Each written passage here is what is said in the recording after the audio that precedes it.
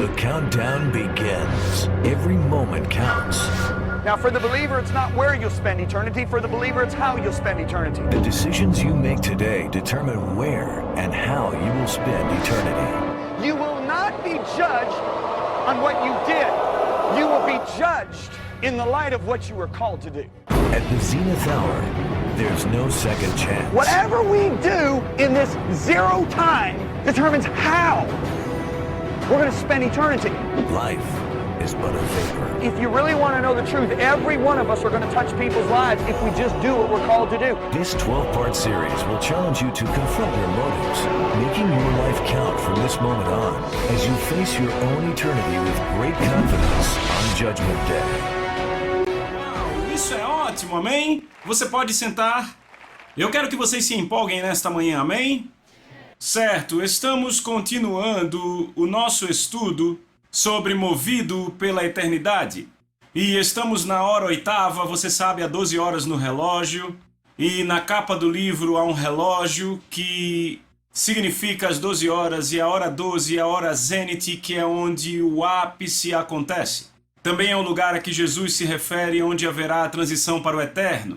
Quando o Senhor vem, Ele vem na hora da meia-noite. Então eu penso que à medida que nos movemos hora a hora até a hora 12, estaremos nos preparando para a eternidade. Amém? Bem, temos falado sobre o tribunal de Cristo. Há muitos crentes que não creem que estarão diante de Jesus, sendo Ele o juiz. Eles estão muito enganados em seus pontos de vista e pensamentos e dizem: John, Jesus levou meus pecados na cruz do Calvário, isso está absolutamente correto. Ele não vai te julgar pelos seus pecados. Você estará diante dele como juiz na verdade, pelas obras que você fez no corpo, sejam boas ou más. Você diz amém?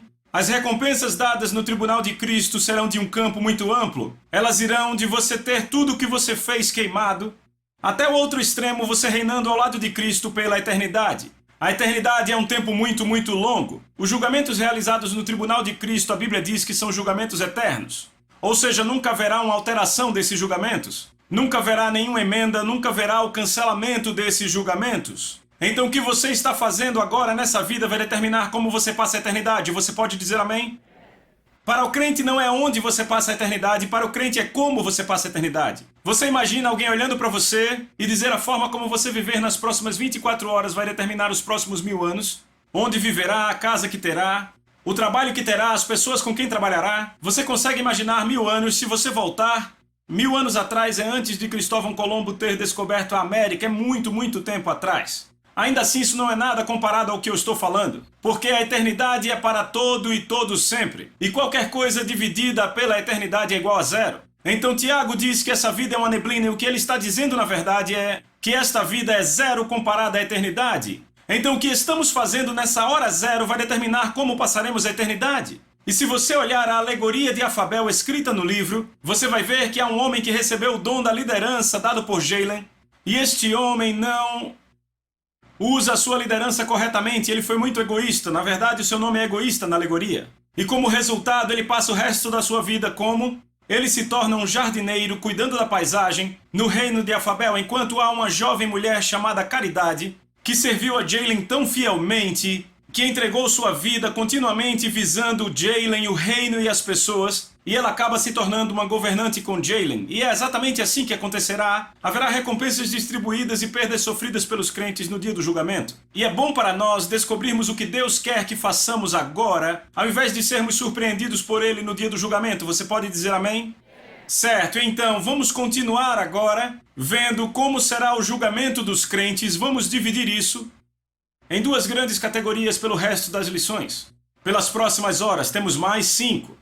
E a primeira categoria, vamos falar sobre o nosso envolvimento em construir o reino de Deus de acordo com os nossos chamados e nossos dons. Segundo, veremos como construímos vidas individuais, que certamente incluirão as nossas próprias. E construir a vida de outras pessoas é influenciá-las. E a Bíblia fala muito sobre isso. Quantos sabem, você veio para ser um influenciador, amém?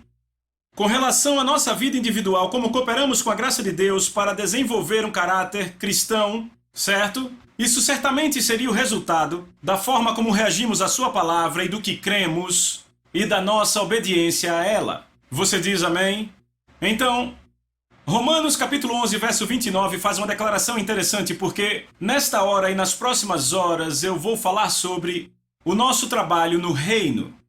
Romanos 11, 29, na Nova Tradução Viva, diz: pois os dons de Deus e o seu chamado nunca podem ser retirados. Os dons de Deus e o seu chamado nunca podem ser retirados. Repita: os dons de Deus, o chamado de Deus, nunca podem ser retirados. Vamos falar sobre isso. Então, a nossa habilidade para construir o reino de Deus é inteiramente baseada na nossa cooperação com o Espírito Santo. Salmos 127, verso 1, diz o seguinte: a não ser que o Senhor construa a casa, repitam, a casa. Diga de novo. A não ser que o Senhor construa a casa, trabalham em vão os que a constroem. Veja, isso aqui é pesado, ok? A não ser que o Senhor construa a casa. Se você prestar atenção no título desta e da próxima hora, se chama Casa Feita Sob Medida para Deus. Eu estou falando hoje sobre a casa feita sob medida para Deus, certo? A não ser que o Senhor construa a casa, repitam, casa. Trabalham em vão os que a constroem. Então isso me diz que podemos agir no ministério, mas isso pode ser em vão. Podemos tentar construir o reino, mas isso pode ser em vão. Só funciona se Deus edificar a casa. Há uma passagem interessante aqui, vá para Isaías 66, eu quero te mostrar isso. Eu absolutamente amo essa passagem. Eu ainda era um jovem crente muito zeloso pela palavra de Deus e o Senhor certamente queimou essa palavra no meu coração. Então em Isaías 66, Deus está falando para um grupo de pessoas que diligentemente trabalhavam para servi-lo. Na verdade, elas o serviam rigorosamente de acordo com as formas das antigas escrituras. As suas leis e regulações para adorar a Deus de Êxodo e Levítico. Deus vai para essas pessoas que o serviam diligentemente e dizem, verso 1, ele diz: assim diz o Senhor, o céu é o meu trono, e a terra é o estrado dos meus pés. Onde está a casa, repitam, a casa, onde está a casa que vocês construirão para mim, e onde é o lugar do meu descanso? O que Deus basicamente está dizendo aqui a esses caras é: vocês sabem quem eu sou de verdade? Eu sou Deus. O que vocês acham que podem fazer por mim? Eu sou dono do céu. De fato e de verdade eu meço o universo inteiro com a palma da minha mão, do polegar até o midinho eu meço isso. Você sabe o quão grande é o universo? É imenso. Entende? Eu meço de uma ponta a outra com a palma da minha mão. Eu sou aquele que coloca as estrelas no universo com os dedos. Eu sou aquele que detém cada gota de água do seu planeta com a palma da minha mão. Estão acompanhando? Eu sou Deus, vocês sabem quem eu sou. Então o que vocês acham que podem fazer por mim? É como um monte de formigas andando e dizendo: vamos construir uma casa para você. Você diz: ah, tá bom, vocês vão construir uma casa para mim, deixe estar. Isso faria até mais sentido do que nós construirmos uma casa para Deus. Então a primeira coisa que você tem que entender: você não consegue fazer nada que tenha valor eterno a não ser pela graça de Deus e pela unção do Espírito Santo. E você faz isso cooperando com o Espírito de Deus. Você pode dizer amém? Por isso que a obediência é tão importante. Deus não está buscando sacrifício, está buscando obediência. Repitam, obediência. Algumas vezes eu lembro da canção Obedecer da igreja. Eu até concordo com aquela musiquinha da igreja, mas não é só ficar falando, amém? Então agora, podemos construir sem o Espírito de Deus, mas a luz da eternidade não tem valor nenhum. Então Deus diz: onde está a casa que construirão para mim? E aqui ele diz, veja o que ele diz no verso 2, pois todas as coisas a minha mão fez e tudo o que existe, diz o Senhor, mas sobre esta eu vou olhar. Repitam, olhar. Olhar quer dizer se importar. Significa prestar muita atenção, significa estimar. Ele vem para esses adoradores ferventes e puxa o tapete deles. Sabe, eles ocupados servindo a Deus, e Deus diz: ei, eu não preciso de vocês. Mas Jesus diz: eu escolhi vocês. Então Deus não precisa de nós, mas ele diz: foram esses que eu escolhi, é por esses que eu estou procurando.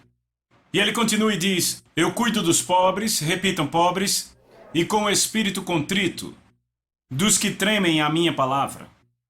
Deus diz: aquele que pode construir a minha casa é aquele que é pobre. O que quer dizer pobre? É humilde. Davi se chamava de pobre, ele tinha ouro e prata, e muito. Ele tinha uma casa muito maior do que a maioria das pessoas aqui. Ele era muito rico, e ainda assim ele se chama de pobre. Pobre é humilde. Sabe, a maioria das pessoas na igreja não sabe o que é humildade.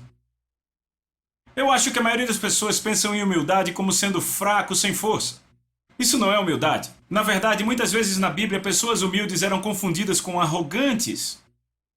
Estão comigo? Veja Davi. Davi foi para a batalha, seus irmãos estavam lá, escondidos atrás da rocha tremendo. E ele olha para seus irmãos, os soldados, e olha para aquele gigante filisteu e diz: quem é esse filisteu? Esse incircunciso que desafia o Deus vivo? E o irmão mais velho de Davi olha para ele e fala: quem você acha que é, seu moleque arrogante e cheio de orgulho? Nós somos os guerreiros aqui, volte para casa agora.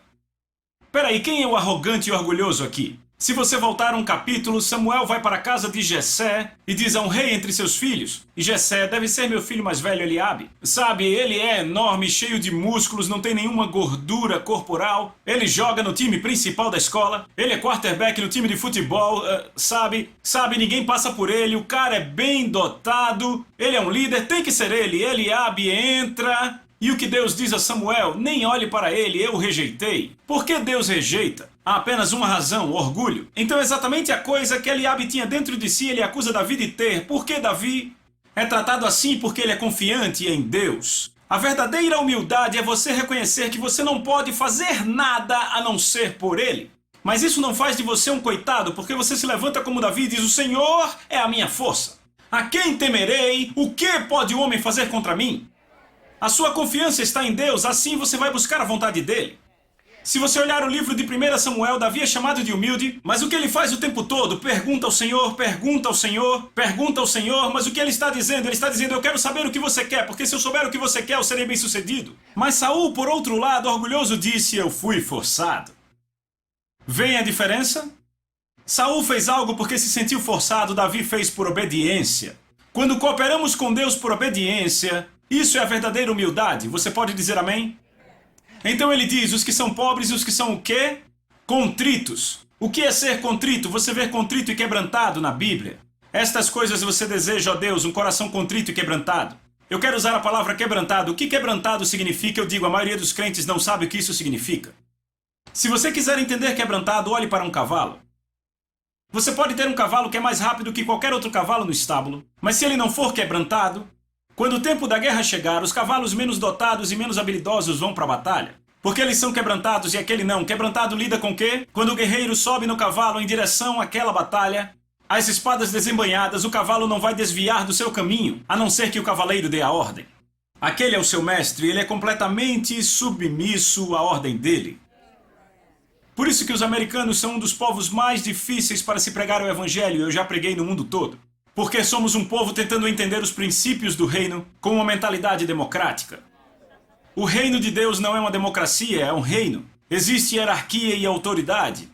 Então Deus diz: a pessoa que é completamente submissa à autoridade, seja minha autoridade direta ou minha autoridade delegada. Por isso Deus nos diz para obedecer aos pais. Por isso Ele nos diz para obedecer sermos submissos aos nossos líderes espirituais. Por isso Deus diz para sermos obedientes aos nossos chefes no trabalho, para sermos obedientes às autoridades do governo. Estão comigo? Porque a autoridade dele é delegada através deles. Eu estou pregando melhor e você diz amém. Vocês ainda estão aqui? Amém. Então Deus diz: são esses que eu estou procurando. Alguém que seja pobre, humilde, que seja contrito ou quebrantado, ou seja, completamente submisso à autoridade, e que trema a minha palavra. Tremer diante da palavra é obedecer instantaneamente. Você obedece quando não faz sentido, você obedece quando dói, você obedece quando não vê benefício e obedece completamente. Você pode dizer amém? Então, certo. Agora, Deus diz, veja em Isaías: onde está a casa? Repitam, a casa. Vamos, todos digam casa. Que vocês construirão para mim. Então Deus está dizendo: eu sou ilimitado no meu poder. Porque eu sou Deus, vocês sabem quem eu sou. Então ele diz: parem de tentar fazer algo para mim e entrem na esfera da obediência. Deem ouvidos ao que eu falo. E aqui está a coisa mais espetacular. Deus não precisa de nós, mas nos escolheu para se tornar dependente de nós. Na terra. Esse é um fato extraordinário. Porque ele escolheu fazer isso, Jesus disse: eu escolho vocês, para que vão e deem fruto. Porque Deus, na sua própria vontade, escolheu precisar de nós. Ou seja, ele precisa de nós para cooperar com ele para construir sua casa. É por isso que a Bíblia nos chama cooperadores. Você já ouviu? Sabia que podemos limitar a Deus? Sabia que Salmos diz que os descendentes de Abraão limitaram o Santo de Israel? Salmos 78, 41. Sabia que Jesus disse aos líderes da sua nação, ele disse assim: vocês nulificam, tornam vã e sem efeito a palavra de Deus com as tradições. Os líderes tornaram nula e vazia a palavra de Deus por causa da tradição. Os descendentes de Abraão limitaram o santo de Israel. Então você pode limitar a Deus, o que ele faz na terra, mas quantos sabem que Deus não será limitado? Parece algo confuso, mas não é. Estão comigo? Vai fazer sentido daqui a pouco. Vá comigo para 1 Coríntios. Porque Deus escolheu tornar a si mesmo dependente de nós na sua obra na terra. Desta forma, vamos encontrar em 1 Coríntios capítulo 3 que somos chamados colaboradores, companheiros de trabalho. Em 1 Coríntios capítulo 3, eu quero que vocês notem isso. Vejam o verso 9. Paulo diz: pois somos companheiros de trabalho de Deus. Essa palavra companheiro de trabalho é colaborador ou sócio, outras traduções dizem. Então repitam: companheiro de trabalho. Nós trabalhamos juntos. Cooperadores com Deus, ou seja, Deus e nós trabalhamos juntos. Lembre que Deus disse: a não ser que Deus construa a casa, em vão trabalham os construtores. Mas Deus, para construir essa casa, como Ele faz? Através de nós. Somos chamados cooperadores, entendem isso? Agora veja isso. Ele diz, verso 9, ele diz: somos companheiros de trabalho de Deus ou cooperadores. Vocês são campo de Deus. Vocês são edifício de Deus. Repitam: edifício.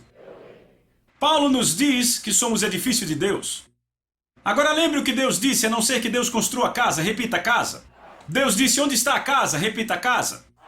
E aí Paulo vem e diz: vocês são a casa de Deus. Então, no que diz respeito a sermos casa dele, Pedro diz o seguinte em 1 Pedro 2,5, na Nova Tradução Viva. Pedro diz: Deus está edificando vocês como pedras vivas no seu templo espiritual. Deixa eu ler para vocês como diríamos hoje. Deus está edificando vocês como pedras vivas na casa dele. Sua casa feita sob medida. Eu estou pregando para mim mesmo e feliz. Então, a partir de 1 Coríntios 3,9, vemos que temos dois papéis na casa. Número 1, somos o material de construção. Somos as pedras vivas. Eu estou pregando e me alegrando. Número 2, somos trabalhadores, construtores, empreiteiros. Ok? Agora ouçam. Toda vez que alguém constrói uma casa customizada, e alguns aqui podem trabalhar com construção e saber o que eu estou falando. Quando se constrói uma casa customizada, a primeira coisa que se faz é projetá-la, certo? Você faz os desenhos e então vem algo que muita gente não entende. Aqui está a parte importante, que é agendar com os construtores. Os empreiteiros, quem são eles? Tem o cara do piso, o cara das janelas, os caras do teto, o homem do concreto, tem também os caras do aquecimento e o pessoal das estruturas, os encanadores, eletricistas, estão acompanhando? Você tem que agendar esses caras e se você não agendar corretamente, você vai ter um caos, certo? Então Deus projetou sua casa sob medida antes mesmo da terra ser criada. E Ele começou com o alicerce. Seu nome é Jesus, estão acompanhando? Estão pegando? E deixa eu falar mais uma coisa aqui. Quando você constrói uma casa customizada e constrói para si mesmo, com certeza você pega os melhores materiais e contrata os melhores trabalhadores, certo? Então Deus começou a sua casa customizada há muito tempo atrás, certo? E Ele diz: a minha casa customizada, eu vou dar um nome a ela. A minha casa customizada vai se chamar Sião. Este é o nome da minha casa customizada, ok? Porque ouça o que Deus diz em Salmos 132, 13 e 14. Pois o Senhor escolheu a Sião, Ele a preferiu por sua morada. Este é o lugar do meu repouso para sempre. Oh, eu me alegro. Aqui habitarei, pois eu desejei assim. Você quer ouvir de novo? É tão bom. Salmos 132, 13 e 14, vamos de novo. Deus diz: pois o Senhor escolheu a Sião. Ele a preferiu por sua morada. Este é o lugar do meu repouso para sempre. uma casa customizada para sempre. Ele não vai se mudar para outra casa. Não vai construir e dizer, cansei dessa casa, vou construir outra. Tem pessoas que fazem isso, mas Deus não faz isso. Ele constrói a melhor casa e diz, este é o meu lugar de repouso para sempre, aqui habitarei, pois eu desejei isso. Aqui em Salmo 102:16, porque o Senhor edificou a Sião. Salmos 50, verso 2, desde Sião, excelência de formosura resplandece Deus. Certo? Ele tem trabalhado nessa casa por alguns milhares de anos, não é? Ele preparou o plano antes que o homem fosse colocado na terra. Ele sabia em sua onisciência, conhecimento de que o homem fracassaria, embora não fosse seu plano, mas ele sabia que aconteceria, certo? Então ele disse, eu vou começar a minha casa com uma fundação. Então lemos em Isaías 28:16. Eis que ponho em Sião uma pedra na casa dele. Eu ponho em Sião uma pedra testada, uma preciosa pedra angular, para um alicerce seguro. Esse é Jesus, certo? Estão entendendo? Então Pedro diz em 1 Pedro 1:20 que Jesus foi pré-ordenado antes da fundação do mundo, certo? Essa é a preciosa pedra angular experimentada. Então Jesus não é apenas a pedra fundamental e angular, mas ele é o empreiteiro-chefe. Eu disse que ele é o empreiteiro-chefe. Veja, a preciosa pedra experimentada fala do relacionamento dele com a sua casa, mas o empreiteiro-chefe fala da sua obra, certo? Lembre que eu falei dos dois papéis, somos o material e os construtores. Entendem? Então ouçam o que Jesus disse sobre o seu trabalho como empreiteiro-chefe. Ele executou com perfeição porque em oração falou assim, em João 17:4, eu consumei a obra que me confiaste para fazer. Certo? Você vê isso? Então vamos falar do trabalho dele como empreiteiro-chefe. Certo? O Pai iniciou todo o projeto contratando Jesus no tempo determinado, Gálatas 4:4, no tempo determinado Deus enviou Jesus. Então ele contratou todos os operários, os colaboradores, eu e você, certo? No entanto, eles não seriam apenas os operários, mas também seriam o material da casa, sabemos por 1 Pedro 2:5. Deus edifica vocês como pedras vivas, certo? Eu acabei de ler isso. Mas ele também nos ordenou para sermos empreiteiros, porque Efésios capítulo 2, verso 10 na NVI diz assim, porque somos criação de Deus realizada em Cristo Jesus para fazermos boas obras, as quais Deus preparou antes para nós fazermos. Então isso fala de nós como empreiteiros, vem isso? Certo, então? Note que ele preparou nossas tarefas, o quê? Antes. Posso ler de novo? Porque somos criação de Deus realizada em Cristo Jesus para fazermos boas obras que Deus preparou antes. Repitam, que Deus preparou antes. Para fazermos. Sabemos por Hebreus 4:3 que as obras estavam concluídas desde a fundação do mundo. Estão comigo? No entanto, com relação às nossas atribuições pessoais como operários, a única coisa que encontramos escrita é que elas foram dadas antes de termos nascido. Davi diz em Salmo 139. Certo? Salmo 139, veja o que Davi diz, é a nova tradução viva. Se você não tem essa versão, apenas ouça. Verso 16. Davi diz, tu me viste antes que eu nascesse. Cada dia da minha vida foi registrado no teu livro. Cada momento foi designado antes que um único dia se passasse. Você entendeu isso? Leia de novo, olhe na projeção ali na tela. Tu me viste antes que eu nascesse. Cada dia da minha vida foi registrado no teu livro. Cada momento, repita, cada momento, foi designado antes que um único dia se passasse. Cada momento foi designado antes que um único dia se passasse.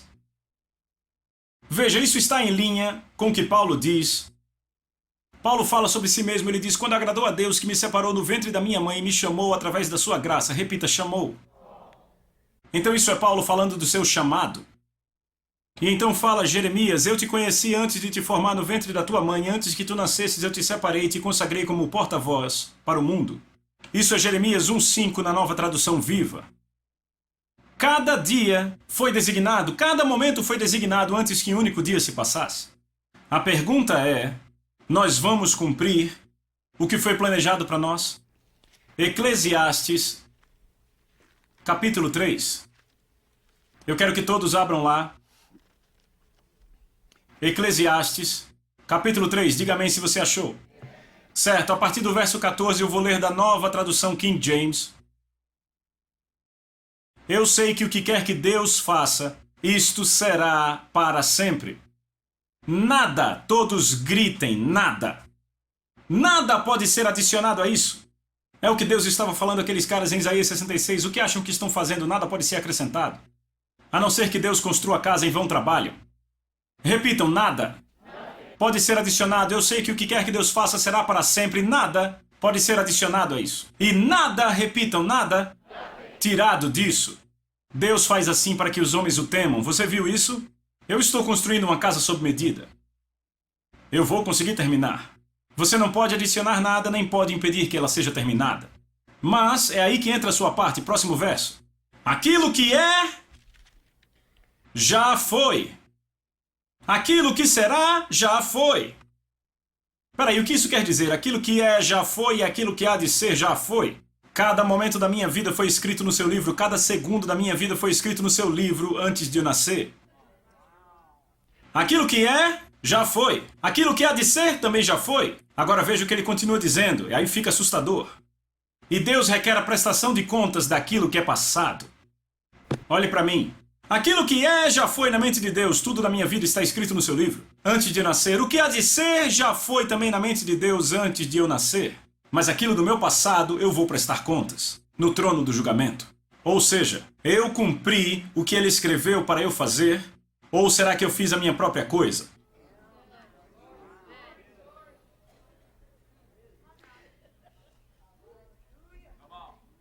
Nós andamos no que ele ordenou para nós cumprirmos? Vamos prestar contas do passado. Será que estragamos tudo e perdemos a nossa função ao mesmo tempo? Ou ele terá que designar o que tínhamos que fazer para outro? Cada um, ouçam o que eu digo, cada um tem um chamado divino na sua vida. Cada ser humano nascido de novo tem um chamado na sua vida. Você tem. Não são apenas pregadores, não são apenas ministros ou pastores. Cada ser humano na igreja tem um chamado divino na vida. Agora ouçam, no que diz respeito ao seu chamado, agora eu estou falando do trono do julgamento, ouçam com atenção. Com relação ao seu chamado, você não será julgado pelo que você fez. Você será julgado de acordo com o que foi chamado para fazer. Vou dizer de novo. Em relação ao seu chamado, você não será julgado de acordo com o que você fez, mas será julgado pelo que foi chamado para fazer. Vou dar um exemplo. No trono do julgamento, Jesus falará: Evangelista Anderson, um passo à frente, por favor. E lá vai aquele homem tremendo diante do trono. Jesus, você quer dizer contador Anderson, não? Eu era um contador, eu tinha minha própria firma. Muitos caras trabalhavam para mim. E Jesus, fizemos uma organização sem fins lucrativos e nós ajudamos igrejas e missionários, fizemos muitas coisas. E você quer dizer contador Anderson? Evangelista Anderson, preste conta do seu chamado. Preste conta de todas as almas na Ásia que eu te chamei para salvar. Eu quero vê-las. Jesus, eu estava ligado à igreja, eu era membro, eu ajudava missionários para a Ásia. Preste conta das almas. Tudo o que ele fez será queimado. A não ser que o Senhor construa a casa. Prestaremos conta do que está no passado. Então você ouve algo assim: Contador Jones, um passo adiante, por favor. Contador Jones. O homem treme e diz: Contador Jones? Você quer dizer Pastor Jones? Eu era pastor. Eu pastoreei aquela igreja nos subúrbios de Chicago e tínhamos 300 pessoas eu era um pastor. Eu chamei você para ser um membro fiel daquela igreja com 5.000 membros do outro lado da cidade. E eu chamei você para abrir um escritório de contabilidade e ajudar a igreja, para ajudar ministérios por todo o país, para que eles mantivessem as contas em linha. Você me obedeceu. Todas as almas que seu pastor tivesse tocado do outro lado da cidade onde você seria membro, teriam sido creditadas a você 5.000 almas. Teriam sido creditados a você todos os ministérios que seu trabalho como contador ajustasse. Você receberia crédito por essas almas. E a sua igreja com 300, bem, não era minha vontade, tudo será queimado. Ainda estão aqui? Isso está na Bíblia. Não faça essa cara de cachorro que caiu da mudança, está na Bíblia. Você não sabe, eu tenho viajado por 17 anos. Eu tenho visto pastores presidentes que eu sei no meu espírito que deveriam ser auxiliares, mas por orgulho abriram sua própria igreja. Eu vejo pastores auxiliares dividirem igrejas e abrir igrejas que eles não deveriam abrir. Tenho visto homens de negócios, ouça, que deveriam estar no ministério, e mulheres de negócios que deveriam estar no ministério, e eu tenho visto pastores que eu sei que deveriam estar no mercado de trabalho trabalhando como executivos. Eu tenho visto pessoas casarem com a pessoa errada e, como resultado, nunca cumprem seu chamado. Esta é a coisa número 1 que o inimigo vai usar, ouviram, jovens? Para te tirar do chamado de Deus para sua vida, fazer você casar com a pessoa errada, número 1. Eu vejo pessoas não cumprindo seu destino porque são muito interessadas em esportes, ou muito interessadas em compras, ou muito interessadas em TV, ou muito interessadas em prazer. Eu vejo pessoas que deveriam estar nos esportes e querem ser pregadores. E eles deveriam estar no mundo dos esportes. Eu tenho um amigo muito querido, ele é golfista, e ele estava nos nossos encontros no ano passado, e ele, em conferências com 4.000 pessoas, e eu tive o privilégio de estar com eles, e ele estava lá com a esposa dele, e eu lembro de orar por ele, ele caiu no chão, ficou lá 20 minutos, o poder de Deus o acertou, ele levantou e disse, John, Deus me disse que eu devo focar no golfe. Eu disse, graças a Deus. Porque ele era tão apaixonado pelo ministério. Ele queria pregar em igrejas quando estava em turnê pelo esporte. E sabe o que mais? Esse ano ele foi melhor que o ano passado. Ele ficou entre os 5 melhores desse ano. E ele será ainda melhor porque Deus o chamou para aquele mundo. E ele está levando pessoas ao Senhor naquele mundo. Estão comigo? Então alguém diz, mas John, qual é o meu chamado? Bem, a primeira coisa é, você foi chamado para cumprir o seu destino, não o meu. Então a pergunta principal será, qual o meu chamado? Você sabia que Deus vai te mostrar teu chamado? Mas sabia que tem muita gente que não sabe disso? E eu te digo por que as pessoas não sabem. 3 razões pelas quais as pessoas não sabem seu chamado. Razão número 1. Elas não buscam a Deus avidamente. Hebreus capítulo 11, verso 6 diz que Deus recompensa aqueles que diligentemente o buscam em fé, não desleixadamente o buscam em dúvida. Você pode dizer amém? Eu vou dizer de novo, eu nunca acho que isso é demais.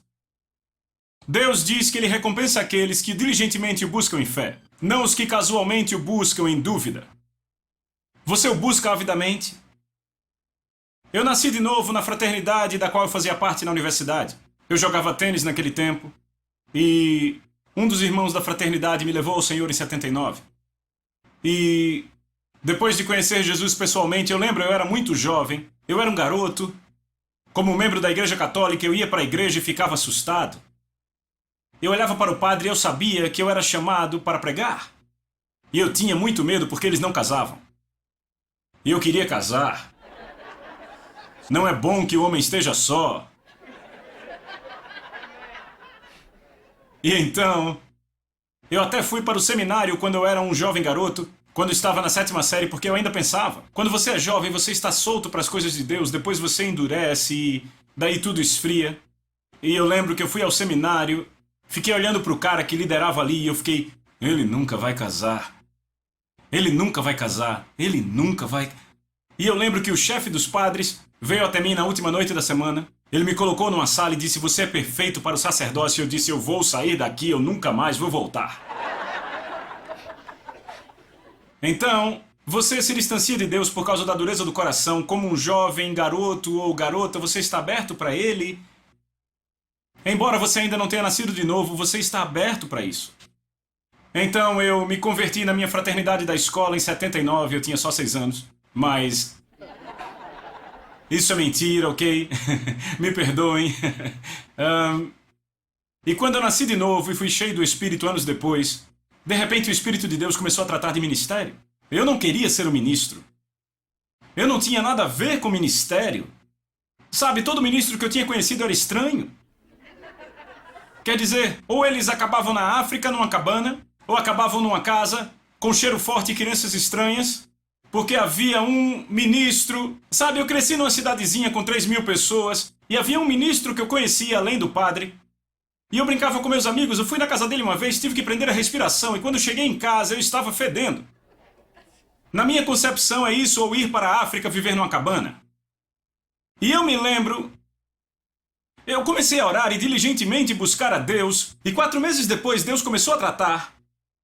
E um dia eu estava sentado na igreja e o Espírito Santo me disse: eu te chamei para pregar, o que você vai fazer sobre isso? Eu disse: Deus, eu pregarei. E então, eu realmente comecei a buscar o Senhor. Realmente buscar a Deus. E então eu me lembro, o que aconteceu foi que depois que eu comecei a trabalhar como engenheiro, morava na Carolina do Norte. Um semestre eu estava lá, outro na minha cidade, era um programa colaborativo. E um dia estávamos homenageando os 38 anos de trabalho de um homem como engenheiro na Rockwell. Havia vários de nós sentados ao redor dele ali no departamento, todos bebendo café, eu bebendo água. E estávamos sentados conversando. E o cara que tinha 38 anos disse: eu odiei cada dia que eu andei nesse escritório nesses 38 anos. E os outros caras zoaram, ficaram rindo. Eu arregalei meus olhos e disse: por que você fez isso? Ele disse: era o emprego. Eu disse ali mesmo: eu vou descobrir o que Deus me chamou para fazer e eu farei. Muito embora eu não quisesse ser um pregador, eu ainda pensei: tudo bem, você obedece a Deus e vai ser bom. Mesmo que não pareça muito bom agora. Entende o que eu digo? Eu tinha senso para saber. Estar na vontade de Deus vai me preencher. Estão entendendo? E então, eu comecei a buscar a Deus, e no último ano da faculdade, eu passei 4 dias jejuando na fraternidade, perto do Dia de Ação de Graças. Todos os colegas foram para casa, e eu estava buscando a Deus. Eu buscava com todo o meu coração. E depois desses 4 dias eu sabia o que eu era chamado para fazer, e depois disso Deus começou a me dar imagens e palavras para pessoas. Eram palavras vindas do céu. E eu sabia, desde aquele momento, que Deus havia me chamado para pregar o Evangelho a nações, porque Ele me mostrou. Estão entendendo? E eu lembro, depois daquele jejum de 4 dias, eu disse: e agora, então, o que eu faço? Deus disse: vá numa entrevista de emprego para engenheiro. Eu pensei: o quê? Eu nem quero terminar o meu curso de engenharia. O que isso tem a ver com ministério? Mas quantos sabem que Deus vai mostrar o resultado final, mas o caminho para chegar lá é totalmente diferente? Ou seja, José teve essa visão de liderança, e o que aconteceu a seguir foi ser lançado num poço. Isso é treinamento para ministério? E então ele passa 10 anos como escravo e é lançado num calabouço. Esse não é o caminho lógico para a liderança. Por isso que Deus diz: confie no Senhor de todo o coração. Não se baseie no seu entendimento, reconhece-o em todos os seus caminhos e Ele endireitará suas veredas. E Deus diz: vá para a entrevista. Vá para a entrevista, para engenheiro. Então eu fui para a entrevista, num escritório de engenharia. Havia escritórios em São Francisco, Houston, Dallas, Flórida, por todo o país, Carolina do Norte.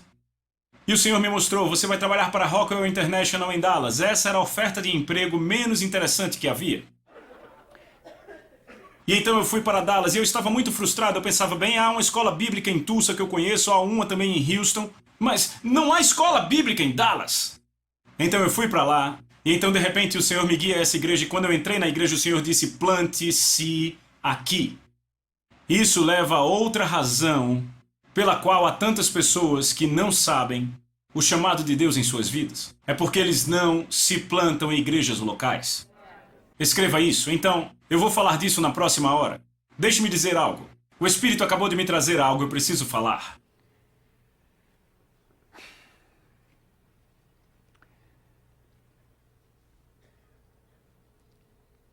Cada momento da sua vida foi escrito antes de você nascer. Cada um de vocês tem um chamado. Eu estou pensando em alguém da minha equipe que tem um dos mais interessantes testemunhos de um dos membros da minha equipe que pastoreia uma igreja de 4.000 pessoas na Carolina do Norte. Em 1991, quando ele tinha 45 anos, Deus o mandou pegar seus 4 filhos, sair de Dallas e começar uma igreja lá na Carolina do Norte. Ele começou uma igreja com 13 pessoas e hoje a igreja tem mais de 4.000 pessoas. É uma igreja maravilhosa, absolutamente maravilhosa. Ou seja, os testemunhos, se eu começar a falar dos testemunhos das pessoas que foram salvas nesta igreja, são totalmente estarrecedores. A igreja continua a crescer, construir um belo prédio. E o pastor notou que havia um senhor de cabelos brancos que vinha toda vez. para cada um dos cultos, e o homem sentava lá atrás, muito bem vestido, com um terno bonito, uma aparência distinta, e lágrimas lhe escorriam pelo rosto. E o meu amigo pastor e seus conselheiros ficavam se perguntando por que aquele homem sempre vem e chora, porque eles sentiam que não era como se ele estivesse sendo tocado pelo Espírito de Deus, mas ele sentia que ele chorava mais por culpa. Ele não conseguia entender, mas ele não queria se aproximar do homem, ele queria deixar para ver o que acontecia. Então, finalmente, aquele homem se aproximou de um dos pastores auxiliares e olhou para o pastor auxiliar e ele disse: em 1981, Deus me disse para começar uma igreja exatamente neste lugar. Ele disse, na verdade, ele me deu um sonho e me mostrou a igreja. E ele disse, o sonho era tão vívido e claro que eu fui a um profissional especializado em desenhos de ambientes. Ele disse, mas então eu enfrentei alguma resistência. Ele disse, então eu comecei a não querer mais fazer aquilo por causa da resistência, eu até fiz umas viagens como ministro. Ele disse, mas eu acabei não me dando bem e voltei para o mundo dos negócios. Ele olhou para o pastor auxiliar e disse, eu quero te mostrar algo. Ele puxou um documento e começou a desenrolar aquele papel. Ele disse, esse é o desenho artístico do prédio que Deus me mostrou. Era exatamente o prédio que eles tinham construído. Sabe, cada mínimo detalhe. Sabe, desde aquela enorme cruz que havia na frente até todo o desenho arquitetônico era exatamente o mesmo prédio. Ele disse, Deus me disse para fazer isso e eu não fiz. E sabe, o meu amigo pastor ministrou a ele e o ajudou. Ted Hager, um pastor nosso em Colorado Springs, Colorado, nos disse que Deus disse a ele que ele era o terceiro homem a quem Deus falava para construir a igreja. Hoje aquela igreja tem 12 mil membros. Deus teve que falar com 2 homens antes que alguém obedecesse. 2 empreiteiros perderam a obra. Catherine Kuhlman disse, eu sou a terceira escolha de Deus. Eu estou falando disso porque eu sei que vamos voltar a esse assunto. Deus disse, eu vou terminar minha casa. Você não pode adicionar ou tirar nada. A pergunta é, você será aquele que vai cumprir a tarefa ou vai fazer o que você quiser e perder tudo no julgamento? Porque eu vou ter essa casa e ela vai ser terminada. Mas a pergunta é, você será o empreiteiro que não termina e não faz a sua obra e eu terei que achar outra pessoa? É por isso que eu creio que nossa obra não foi dada desde a fundação do mundo. Porque a Bíblia não diz isso, foi dada no ventre da nossa mãe. Porque Deus vai orquestrando à medida que acontece, mas Ele já sabe de tudo do princípio ao fim. Ele sabe o fim, mas é interessante. Porque eu estava sentado numa conferência em 1995. Eu estava pregando para 8.000 pessoas naquela conferência. E um homem de Deus muito sábio, que era um bispo, ele me entregou um papel. E sabe aquelas palavras que permanecem com você? Eu abri aquele papel e ali dizia, houve outros homens que Deus chamou para pregar e fazer as coisas que você vai fazer, mas eles não cumpriram suas tarefas. Então você recebeu essas tarefas, que eram as tarefas originais de outros homens. Eu nunca me esquecerei disso. Eu recebi isso daquele bispo. E eu percebi que a soberania, Deus diz, eu construirei minha casa, vou terminar. Mas então há o livre-arbítrio. E Deus diz, você tem uma escolha, mas prestará conta do passado. Cada momento já foi designado. Mas será que você cumprirá? Isso é algo para se pensar, não é? Pai, em nome de Jesus, obrigado pelo que você nos deu nesta hora. E Senhor, continuaremos. Eu te peço para nos revelar a tua vontade em nós, em nome de Jesus. Amém. E eu te digo, iremos para a segunda razão. Eu não acabei de falar disso. Há 3 razões. Falaremos da próxima razão, que é sobre plantar na próxima hora. Vejo vocês lá. Coming up in hour 9, John teaches us about the unchangeable, eternal judgments of God, the place and calling God has for every believer, the importance of being planted in a local church. These things and much more are next in hour 9. God's Custom House, Part 2.